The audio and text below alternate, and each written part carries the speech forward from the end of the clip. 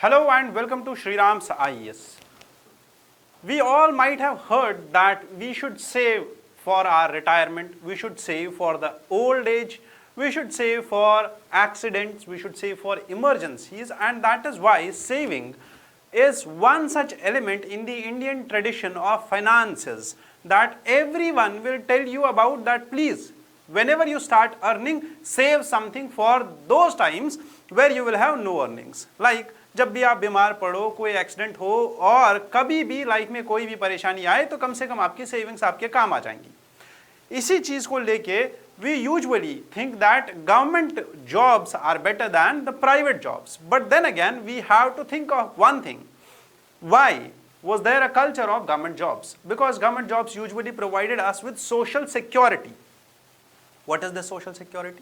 Like the benefits of insurance, like the benefits of pension and employee provident fund and different other schemes like small saving schemes, which usually come along with the government job and not with the private job, which usually depends on a contract basis. However, the government has been bringing up reforms about how to change the social security. See, if we normally understand what pension is actually a burden on present generation of the past generation. That generation which is no longer working, which is no longer producing into the GDP, they are being paid off the current output which is created by present generation. That is one such economic drawback of pension per se, which was earlier. So that is why pension was reformed under new pension scheme, under the unified pension scheme. And in 2026, we witnessed two more schemes of Employee Provident Fund Scheme, new, the EPF Scheme 2026 and Employee Pension Scheme 2026. We will be discussing these two schemes here in this discussion. Why? Because there is something which the CEO of EPF has mentioned, that there will be no such, I would say, change, or there will be no such, rather than changing, or I would rather call it that there will be no such upgradation when we talk about, there will be no such upgradation when we talk about the withdrawals of pension. That whenever you withdraw pension or whatever withdrawings you have of pension, that band will not be increased just because of the fact that your salary is more. So come, let's understand what are these two schemes, what is the new changes in these schemes, because it is important for our mains, GS3 economy. Now, let's understand that why is it important, or why has it been in news. The EPFO has clarified that there are no plans to reopen the higher pension window. Higher pension window. That means that you won't be allowed, or the people who want that their salary is more, so they should contribute more and they should get higher pension band. That won't be allowed, and the newly notified EPF Scheme 26 and EPS Scheme 26 aims at administrative modernization, digitization and making reforms in easy contributions and easy withdrawals, not the reforms in pay band width. So therefore, changing the existing retirement benefits framework. So we need to understand that what has to be changed, what will be changed. So what are the new changes? First, there will be no reopening of higher pension options. 12% of EPF contribution, that employ provident fund scheme के अंदर 12% contribution employ से आता है, 12% contribution उसकी salary का employer से आता है. सो ये 24% सैलरी का जाता है कहां पे? एक इंसान के अकाउंट में. वो अकाउंट कहां पे होता है? EPFO ऑर्गेनाइजेशन के अंदर. वो एक इंडिविजुअल अकाउंट है, उसमें वो कंट्रीब्यूशन जाता है. वो कंट्रीब्यूशन जमा होके उस पे इंटरेस्ट भी लगता है. वो इंटरेस्ट के साथ आपको वापस मिलता है जब आपने विड्रॉ करना है तब. Understood? That will remain unchanged, and there will be a wage ceiling of 15,000 rupees. It will also remain unchanged. Digital governance will be strengthened. Withdrawals and 20-day timeline for pension settlement will be introduced. This is one such thing which you need to remember. And the main thing which UPSC has been asking again and again, and once it was asked in GS1 also, this question about the 4 labor codes and 4 labor laws. This Code on Social Security, this becomes the governing legislation for pension and EPFO. Understood? So what is actually Social Security? It is something which we save for our old age, our disability, death, unemployment, sickness. Whenever we have financial losses, we can use this amount. Further, what is EPFO? EPFO is an organization, a statutory organization, India's largest social security organization under Ministry of Labour and Employment. The governing law is Employee Provident Funds and Miscellaneous Provisions Act 1952. Now the act will be 2020 ka Code on Social Security. These are the facts for prelims. Last time UPSC asked a question in prelims about ministry and the department in 2024. That is why you should remember these things. One more thing.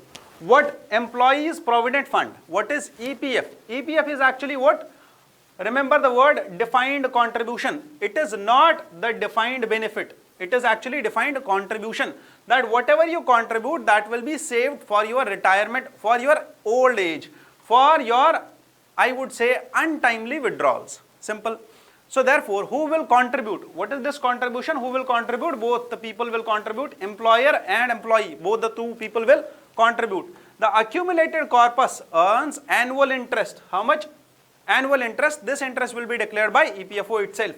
Now you can take this out on resignation, on retirement, or whatsoever basis. On a specified withdrawal conditions, you can withdraw this amount. EPS, on the other hand, pension scheme. This is actually benefit, a benefit of monthly basis. It is least dependent, or I would say it is not dependent on the contributions you made, rather than it's a benefit scheme which you will receive monthly. This pension will be received monthly by children, disability, widows, or anyone who has contributed to it. After fulfilling the eligibility criteria, both employer and government will contribute into this fund. This pension scheme is actually a fund in which both the government and employer are contributing. This is actually a lump sum amount, a saving in individual account, not a lump sum fund. Understood?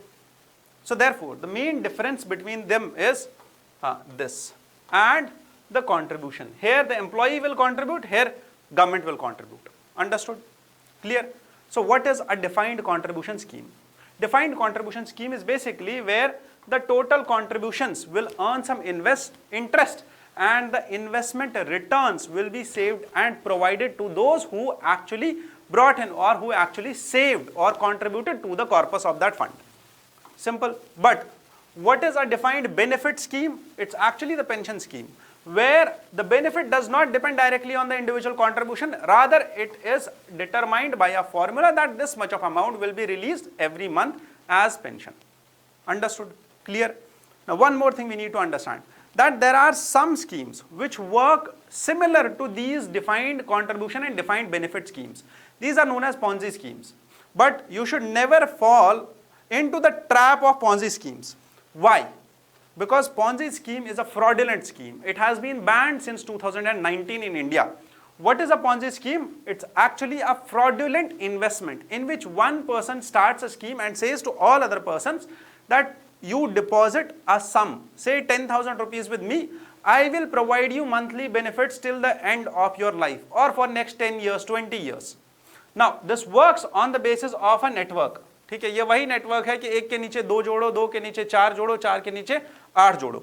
सो उसकी वजह से जो पैसा जमा होता जाता है, जितने लेयर्स इसके बढ़ते जाते हैं उतना ज़्यादा पैसा आता जाता है, और एक टाइम पे जब ह्यूज अमाउंट ऑफ सम आता है तो ये जो टॉप लेवल मैनेजमेंट होती है ये गायब हो जाती है, और उसके बाद सारे जितने भी कॉन्ट्रीब्यूटर्स थे उनको आई वुड से लॉस हो जाता है. देयरफॉर इन स्कीम्स में नहीं पढ़ना है, rather we should focus on only two schemes, that is EPS and EPF. So therefore, why is the higher pension issue an important issue?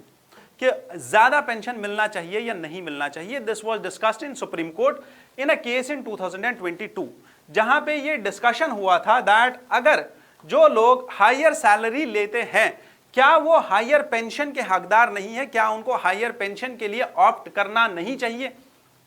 तो but problem ये है कि ईपीएस के अंदर there is a wage ceiling of 15,000 rupees, कि 15,000 का ही contribution होगा, 15,000 के अकॉर्डिंग कंट्रीब्यूशन होगा. सो देयरफॉर ईपीएफओ ने रिसेंटली प्रोसेस किए हैं around 4.4 lakh demand letters where they have actually allowed people to withdraw their EPF contributions. But CEO ने अभी ये भी बोला है कि no new such window will be created. Understood? So there are two things which we need to understand, that there are new schemes, there are new changes into the scheme. ये सारी changes हमने समझ ली है, but एक चीज़ है जो अभी pending है कि EPFO scheme जो 2026 में आई है, EPF scheme, Employee Provident Fund Scheme 2026, this new scheme It is actually replacing the 1952 वाला structure, and now this will be same for the existing subscribers जो EPF के अंदर है already. उनके साथ क्या होगा, उनका जितना भी PF बैलेंस है वो सेम रहेगा, जो उनका यूनिवर्सल अकाउंट नंबर है वो भी सेम रहेगा, जो कॉन्ट्रीब्यूशंस उनने किए हैं वो भी वैलिड रहेंगे.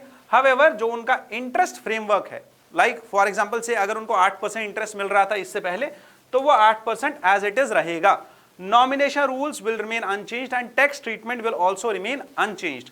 However the contribution structure of employee and employer will be also same as 12% and 12%, both 12% ही कॉन्ट्रीब्यूट करेंगे. Certain notified establishments continue to contribute at 10%. कुछ 10% देते हैं, कुछ 12% देते हैं. हाउएवर एम्प्लॉई कैन चूज कि मैं ठीक है 12% के बजाय 20%, 15% दे सकता हूं. That is one such thing which is allowed. Clear?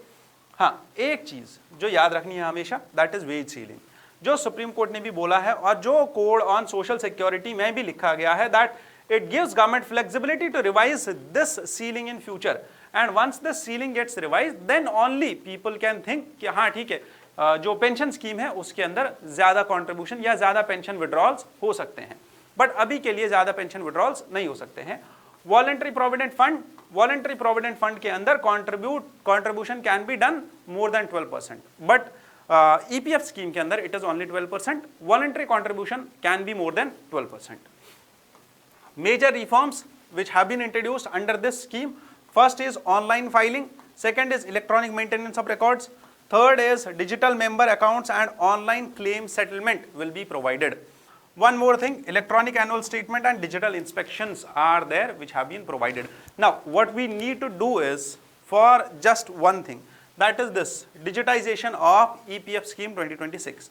ये जो points है ये याद रखने हैं. क्यों याद रखने हैं? क्योंकि हमें ये पॉइंट्स काम आ जाएंगे. कहां पे काम आएंगे? जब भी हमें डिजिटल इंडिया या डिजिटाइजेशन ऑफ डिजिटल गवर्नेंस और ई गवर्नेंस से रिलेटेड कोई भी पॉइंट लिखना है, वहां पे we can mention this one thing. Second, if there is a question about social security, this question can occur in social justice GS paper 2 governance.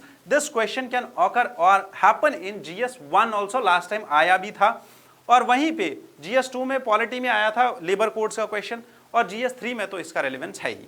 ठीक है, बिकॉज इकोनॉमी का पार्ट है. Understood? So what is the significance of EPS scheme? Administrative modernisation, greater accountability, expanded coverage because it now includes gig workers, platform workers and unorganized workers also. Remember this is most important. Better compliance because it now includes contractors, principal employers and digital record keeping. That is how the accountability and compliance will be ensured. Clear? So what is the way forward? How we will conclude this question? We need a periodic revision of wages. Wage ceiling जो 15,000 की wage ceiling है उसको increase करना पड़ेगा because that is something which is need. क्योंकि आगे जाके इस wage पे हम आप नहीं रह सकते because inflation is also increasing, the costs are also increasing, the salaries are also increasing, but you cannot expect that this will be the band for future investments. So increase the minimum pension considering the inflation. यही मैंने बोला अभी, inflation increase हो रही है. Expand the EPF coverage to informal workers also. Strengthen the portability and digital integration that you can port from one account to another account. Improve the financial sustainability of EPS and enhance financial literacy across the population of India so that all the people join this. Now for you there is one such thing which you must consider, that is writing the answer to these two questions. And once you write the answer to these two questions, you can send that answer to me. You can also get this PDF of all the NCERTs from 6th to 12th class. Clear? And these are NCERTs of economy. I have merged them together, all the NCERTs into just one document, that is 120 pages document with all the UPSC PYQs of prelims and mains. You can also watch this marathon which discusses all the UPSC PYQs. I only discussed all the PYQs of 10 years, prelims PYQs. I have discussed the static portion of economy, all the economy, all the economy for foundation and for all the one-day exams. You can find it on this marathon, one single marathon of 9 hours. Clear? With this, I take your leave. I thank you all for being here and I wish you all the best. And I hope you keep learning and you keep growing, and I wish you success in your exam. Thank you once again. Jai Hind.